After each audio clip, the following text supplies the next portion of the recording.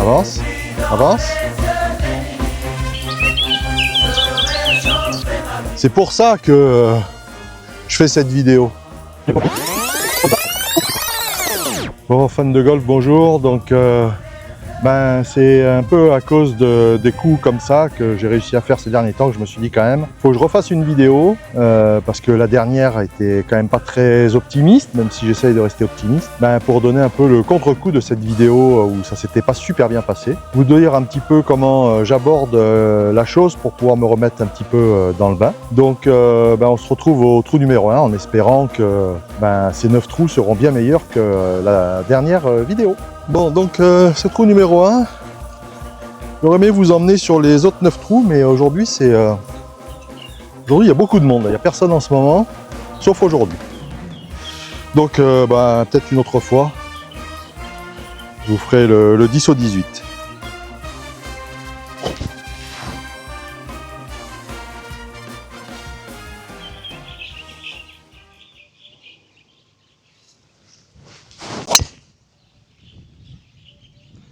Bon, légèrement à gauche, mais ça devrait aller. Allez, hop.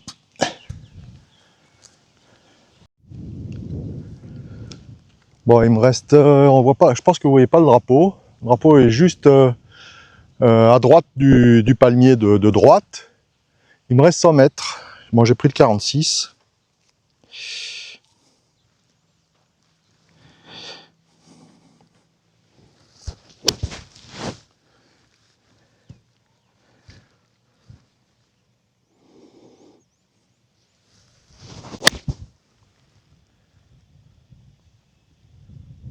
Ça devrait être bon. Bon, un petit peu court. Un peu gratté. Allez, 2 putts, je signe.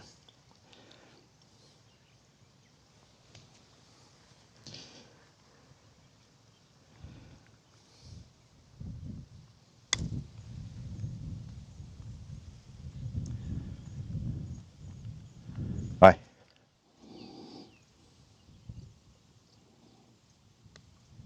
Allez. Toujours important, une bonne entame.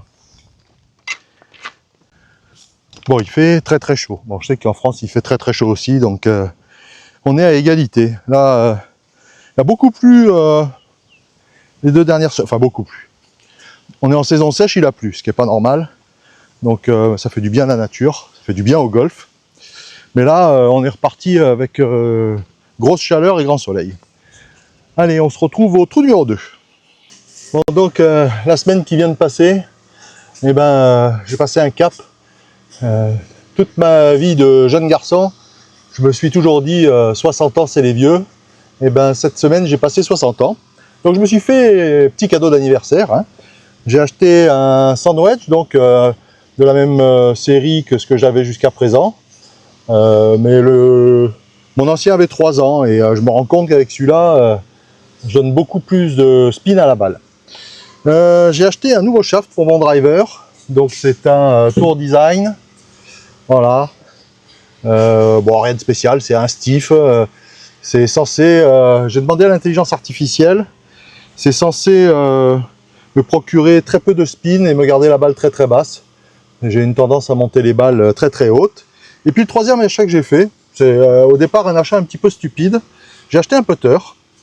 Donc ça, c'est une copie du Scotty Cameron Fastback, le shaft au centre.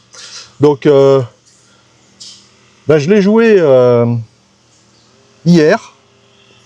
Et ce putter, je l'avais acheté comme ça pour juste pour le délire, puisque ça coûte pas très cher ici, une centaine d'euros par rapport au prix du neuf où il coûte, je crois, entre 700 et 800 euros. Et en fait, je me demande même s'il n'est pas mieux équilibré que mon Odyssey. Donc hier, j'ai super bien puté avec, c'est pour ça que je l'ai repris aujourd'hui. Peut-être qu'il va finir dans mon sac.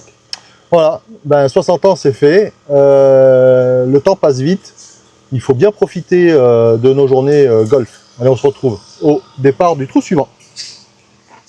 Bon, comme je vous l'ai dit tout à l'heure, il y a des trous que je ne mettrai pas. Hein, essayez de de raccourcir un petit peu les vidéos pour qu'elles ne durent pas trop longtemps. J'ai pris une boîte 4.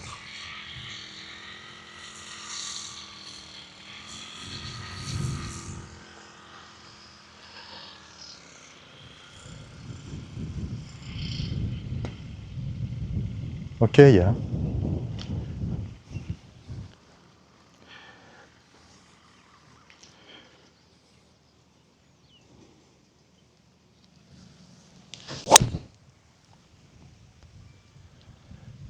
C'est un très bon coup. Alors sur mes tirs de départ avec mon bois 4 ou mon rescue, j'évite de mettre un tee, parce que je me suis rendu compte que dès que je mets un tee, ma balle monte au plafond. Là on se retrouve pour le deuxième coup. Bon allez, il me reste 110 mètres, mais j'ai un très fort vent de face, donc j'ai pris fer 9, même peur que le bob se fasse la carrée. Allez, s'aligner.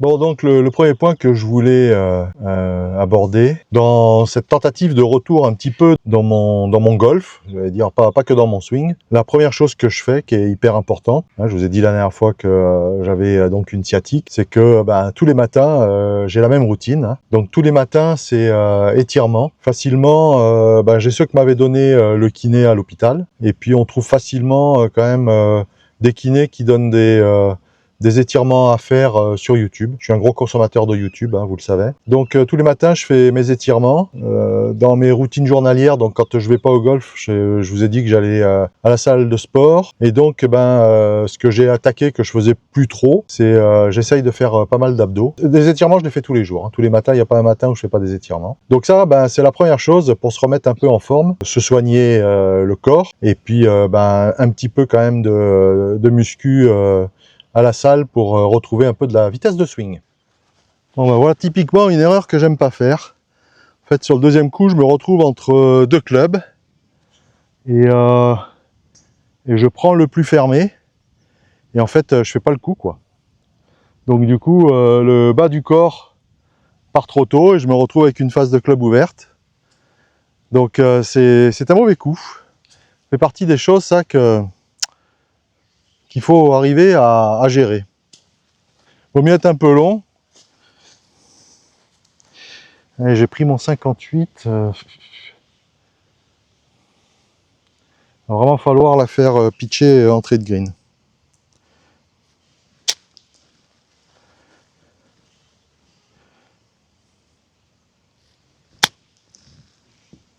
Ah il en manque.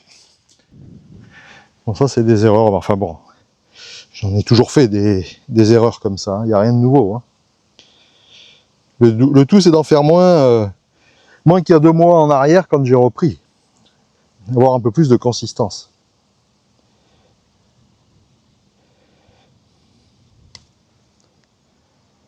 Oh.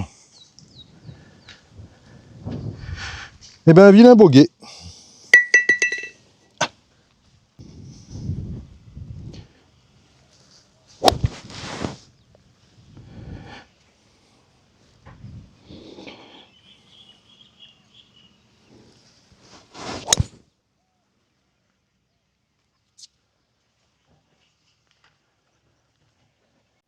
Bon après la deuxième chose que je voulais aborder, c'est une fois que j'ai fait ma routine du matin, systématiquement, et je dis bien systématiquement, quelle que soit la partie que je viens faire au golf, systématiquement je passe au driving range. Pour 2 choses. La première, c'est que je vous l'ai dit, j'ai passé les 60, donc le corps ne va pas en s'arrangeant, il faut se réveiller musculairement. Donc j'y vais pour cette raison.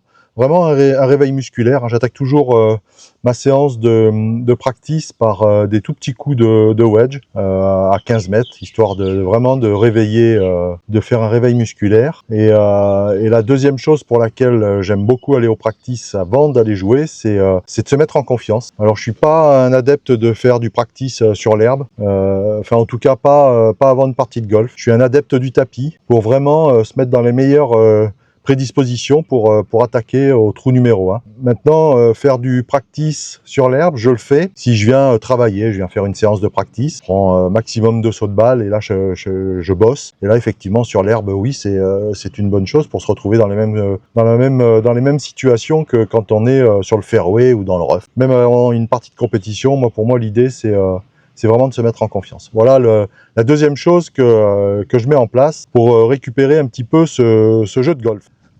Bon, il me reste 95 mètres vent de face, j'ai pris le 46 encore. Mais ça serait bien de se mettre, au drapeau.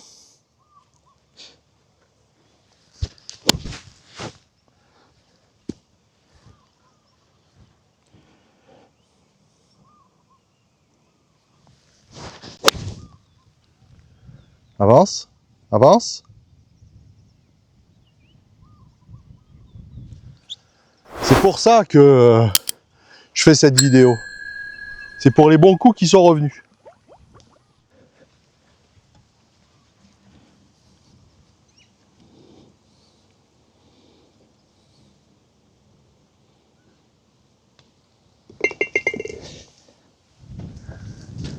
Voilà, donc tout ça, la dernière vidéo que j'ai tournée, ben, je crois me souvenir que pas une fois j'ai une vraie occasion de birdie, que ces coups-là, à 100 yards, ben, j'en mettais un peu de partout, des courts, des longs, à droite, à gauche, et que ben, le travail paye, quoi, et qu'il n'y a pas de secret, hein, comme, je dirais comme dans tous les sports.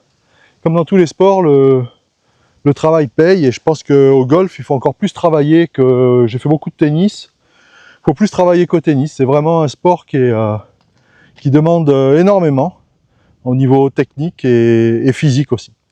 Allez, on se retrouve au départ du trou numéro 4, et donc, ben, premier birdie de la journée. Bon, j'ai très fort vent de face, j'ai du mal à le dire. Il y a 135 mètres, j'ai pris fer 7. J'espère qu'il y en aura assez. Allez, la routine.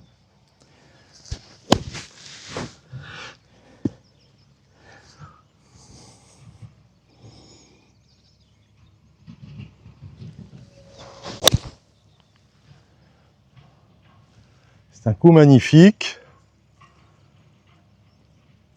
Ah, c'est long. C'est long, c'est long. Et ben, c'était très long.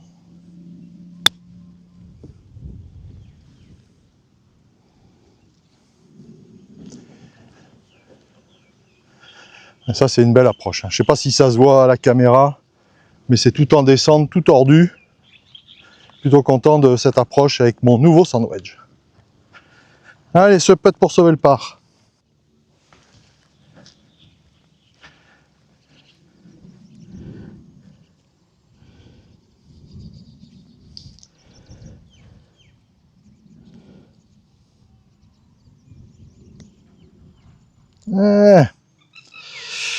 Bon, bah c'est un bogey.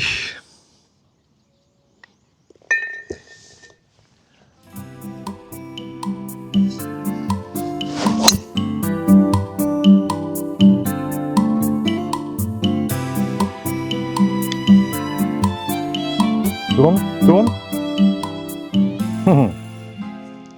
Bon, après, la troisième chose dont je voulais parler, je m'en rends compte, j'ai énormément de problèmes, mais c'est pas quelque chose qui est vraiment très nouveau. C'est que ben, si on veut scorer au golf, il faut être concentré. Et faut arriver à être concentré pendant 4 heures. Et j'ai énormément de mal à rester concentré pendant 4 heures. Donc ben là, c'est typique l'exemple de quand je sors de ma concentration. Bon, je savais qu'aujourd'hui, ça allait être, il allait y avoir beaucoup de monde. J'attends énormément. Hein, devant, j'ai 4 personnes qui jouent en compétition. Donc qui prennent leur temps, ce qui est logique. Donc comme je suis seul, c'est énormément de temps d'attente et donc il faut que je sois énormément concentré sur chaque coup, que je repense bien à tout pour réussir mon coup. Donc ce que je voulais dire, c'était donc la concentration. Bon, ensuite j'ai eu l'exemple il y a pas bien longtemps d'un pote qui m'a dit pendant sa partie, voilà, j'ai des étourdissements, ça va pas. J'ai dit ah bon, qu'est-ce qui t'arrive? J'ai dit mais qu'est-ce que tu as pris au petit déjeuner? Ah bah j'ai pas pris de petit déjeuner. Voilà, ça c'est une erreur aussi qui est à mon avis très importante, c'est que si on veut bien jouer au golf, il faut bien penser à se nourrir comme il faut. Et la dernière chose, c'est qu'il faut bien dormir. Voilà. Arriver au golf quand on est fatigué, et ça m'arrive souvent parce que j'ai des gros problèmes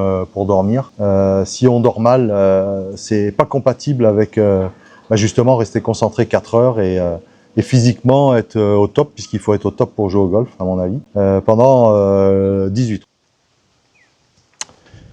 Bon, j'ai du mal, le vent pousse, hein. J'ai 130 mètres. Je préfère 9, mais il va falloir le jouer très très très souple.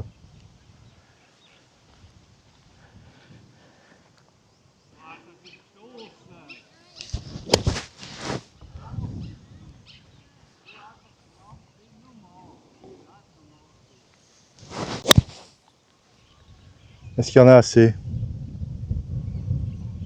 Non, il n'y en a pas assez.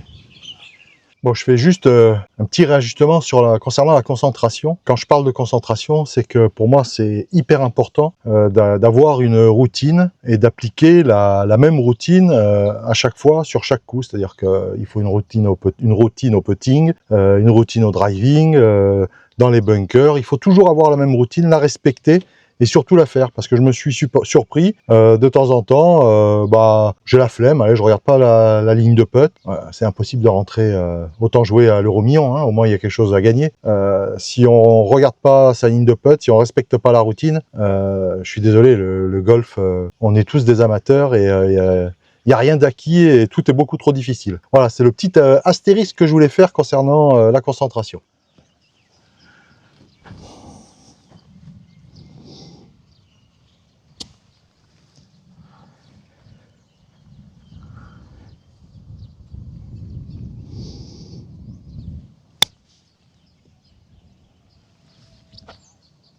Yo! Oh, caddy no good.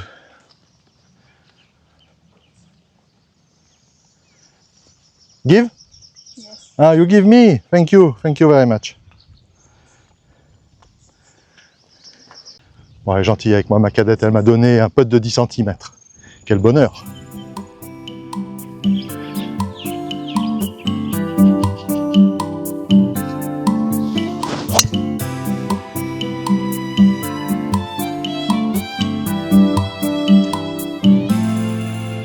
Franchement, c'est pas mal. You give me or you not give me? Ah, no give. Alors vraiment, l'achat de ce putter, c'était un peu une boutade au départ. Hein. C'est de me dire, bon, ça fait depuis très longtemps que de Chine viennent des imitations de putter et que j'ai trouvé que celui-là avait une tête sympa. Vraiment, ce putter, je sais pas, il est... Après, c'est un bon putter pour moi. Mais il sera peut-être pas bon pour tout le monde. Il me convient, voilà, la répartition des poids. Pourtant, quand je me mets à l'adresse, je suis bien plus confortable avec l'Odyssey qu'avec celui-là. Mais c'est avec celui-là que je pète bien. Le golf, c'est vraiment un sport de dessert et botte. Allez, on se retrouve au départ du 8.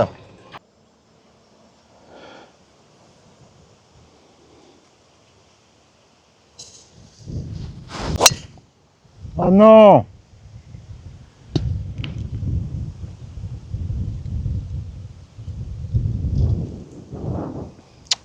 Bon, après, il y a une chose, quand vraiment je vais pas bien dans mon swing, et ça m'est arrivé dimanche, c'est pour ça que dimanche, je me suis dit comment je peux me remettre dans le coup. Je faisais n'importe quoi, j'arrivais plus à faire un drive. Je faisais des drives, c'était des bananes à gauche, un truc improbable. Et je me suis dit, faut vraiment que je me remette, le swing en place. Et en fait, il y a quelque chose, alors c'est pas nouveau, hein, c'est pas la première fois que, comme tout le monde, le swing ne fonctionne pas à la perfection. Et en fait, il y a une chose qui m'aide énormément et ça m'a aidé dimanche, c'est donc de faire un coup d'essai. En général, on fait toujours des coups d'essai qui sont fantastiques, et de me dire, allez, je fais un coup d'essai, et je refais un coup d'essai, mais cette fois-ci avec la balle. C'est-à-dire que j'essaye de me mettre derrière la balle et de faire exactement le même swing qu'un coup d'essai. Alors, c'est jamais complètement parfait. Mais en tout cas, c'est beaucoup mieux qu'un top, une saucisse à gauche, une saucisse à droite. Et vraiment, moi, c'est quelque chose, ça, dès que, je sais pas pourquoi, parce que c'est compliqué de s'analyser pendant une compétition ou pendant un parcours, de se dire qu'est-ce que c'est, qu'est-ce que je fais mal, qu'est-ce que je fais. Je fais un reset, je fais un coup d'essai, je me mets derrière la balle et je refais un coup d'essai avec la balle. Et vraiment, ça, c'est une chose qui m'aide énormément. Ça, c'est... Pour moi, c'est primordial pour se remettre dans le droit chemin. Bon, bah, c'était un très mauvais coup, donc on va se recentrer parce que j'ai des arbres, je peux pas jouer le green.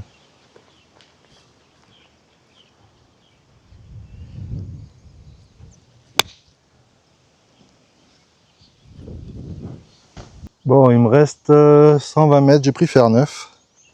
Le drapeau est au milieu du green, essayer de faire un bon coup en rythme.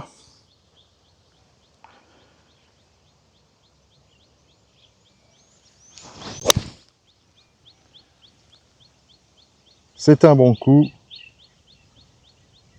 Ouais, c'est très bien ça. Bon, ben, ce trou numéro 8, j'ai une petite chance de faire le par encore, mais il y a de fortes chances que ce soit un bogey. Celui-là, je le mettrai dans la vidéo.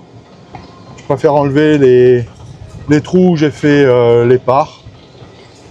Pas trop d'intérêt. Vaut mieux que je vous montre que je peux faire des belles erreurs. Quoique j'ai un vrai putt pour le par.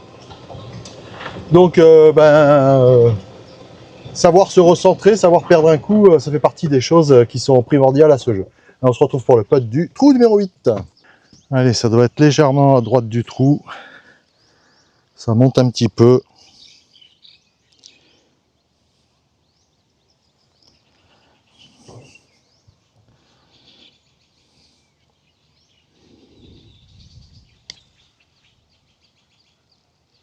Oh oui! Ça, c'est un par. Bon, vraiment, je crois que ça fait longtemps que j'ai pas fait un achat judicieux. J'ai checké tout à l'heure, donc c'est bien une copie du Scotty Cameron Fastback OC qui doit vouloir dire... je sais pas du tout ce que ça veut dire. Mais vraiment, c'est impressionnant. Alors, dans les choses, je vais rajouter une petite couche, mais dans les choses qui peuvent aider, et c'est pas la première fois que ça m'aide à me remettre un peu dans le jeu, c'est quand on a la possibilité. J'avoue que tout le monde n'a pas la possibilité, la facilité que j'ai ici. Quand même, on trouve beaucoup de matériel d'occasion et le shaft que j'ai acheté, c'est un shaft d'occasion. Hein. Je ne mettrai jamais 400 € dans un shaft neuf. C'est d'acheter du nouveau matériel. Et ça, des fois, ça permet d'oublier un peu la misère de son swing et ça permet de faire un reset. Et manifestement, c'est ce qui m'arrive, malgré que le putting, ça n'a jamais été, même ces derniers temps, je puttais plutôt bien, mais alors avec ce putter, ça me change la vie. Hein. C'est incroyable. Et surtout, ce qui est incroyable, c'est que ces Chinois, putain, ils arrivent à faire du matos. Alors j'ai toujours dit, hein, le putter, il n'y a pas une technologie phénoménale dans le putter. Mis à part le fait qu'il faut bien l'équilibrer et avoir le poids suffisamment bien réparti pour que... et c'est le cas. Pour les putters, franchement, ils vont faire mal à ces marques comme Scotty Cameron ou Odyssey qui vendent, je trouve, leur matériel vraiment très cher. Et là, c'est vraiment une super découverte. Allez, on se retrouve au dernier trou. Du coup, aujourd'hui, c'est pas mal. Hein. Pour le moment, on est à +1. En ayant fait 2 bogeys et un birdie. Ça serait bien d'arriver à refaire un petit birdie. Hein. Je suis preneur. On se retrouve au départ du 9.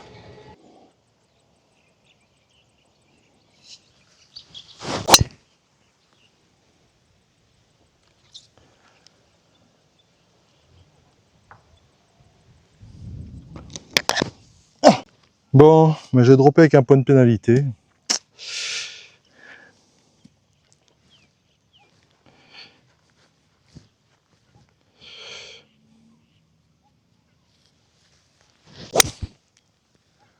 Bon, ça, c'est un bon coup.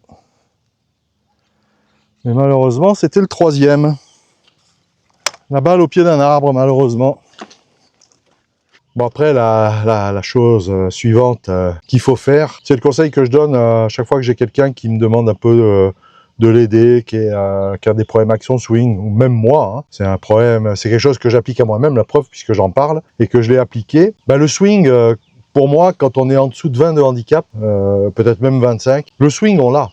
Si on fait des très bons coups, même si c'est pas tout le temps, mais si on est capable de faire de très bons coups, c'est-à-dire que ça veut dire que le swing, musculairement, on l'a en nous. Donc en fait, faut que chacun arrive à trouver, en français c'est une astuce, un tips, qui fasse que on pense à quelque chose qui nous fasse oublier tout le reste. C'est-à-dire qu'à partir du moment où, moi mon truc c'est de penser à tourner les épaules et avoir le menton qui vient, l'épaule qui vient sous le menton. Peut-être que je le fais pas, hein, mais en tout cas ça me fait oublier le reste. Je pense pas, est-ce que les mains sont comme ci, comme ça, le club où il est, machin, parce que ça c'est nul. En fait, le swing va beaucoup trop vite pour qu'on puisse penser absolument à tout. Donc c'est pour ça qu'il faut avoir un tips ou deux pour oublier tout le reste, pour oublier le swing. Et moi vraiment, les choses auxquelles je pense, c'est cette épaule qui vient sous le menton, de démarrer avec du rythme, c'est-à-dire pas de rush dans le swing, et de ne pas regarder la balle en sortie de swing. Et ces trois tips me font oublier le reste. Et dès que j'essaye de contrôler quelque chose dans mon swing, c'est la cata. Donc je vous incite à trouver ce tips dans votre jeu qui vous permet d'oublier tout le reste. En pensant qu'à ça, vous ne pensez pas au reste. Et c'est le meilleur moyen pour faire un swing qui tient la route. Bon, il me reste 110 mètres, mais il n'y a pas d'herbe. Donc le contact va être très très important. J'ai pris le pitch.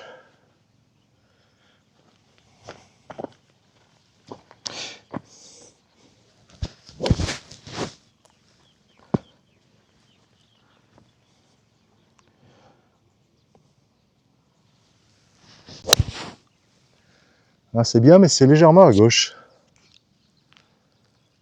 Oh là, c'est quoi ce kick? Bon, j'ai pas eu de chance sur le green. Le green est tout en dévers, donc j'ai pitché et elle a pris un gros kick à gauche. Bon, c'est pas bien grave, j'étais quand même à gauche, bien à gauche du mât. Bon, les deux putts pour faire bogey et pour jouer plus 2. Je m'en satisferai bien volontiers de jouer plus 2. Allez, ça doit être quasi un peu moins d'un putter à ma gauche. Ça risque de descendre, d'être rapide à la fin.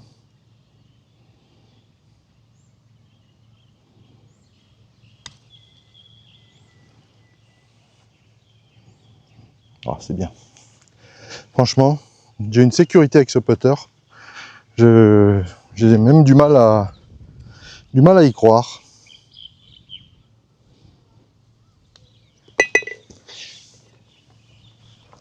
Très important d'être en confiance avec son matériel. Faut être en confiance avec, hein. Faut aimer ses clubs. Bon plus 2 avec ce bogey. C'est pas mal. Bon je viens de finir. Je pense que ça s'entend. Il pleut. Il y avait un gros nuage. J'ai vraiment fini à temps. Donc merci pour vos interactions. Merci pour ceux qui commentent. J'apprécie toujours les commentaires de tout le monde. Je réponds à tout le monde. Et merci pour vos likes. Et surtout, putain, faites du sport, jouez au golf les gars. Jeff Fada, je craigne des gueules, je vous prenne tous ici, un par un.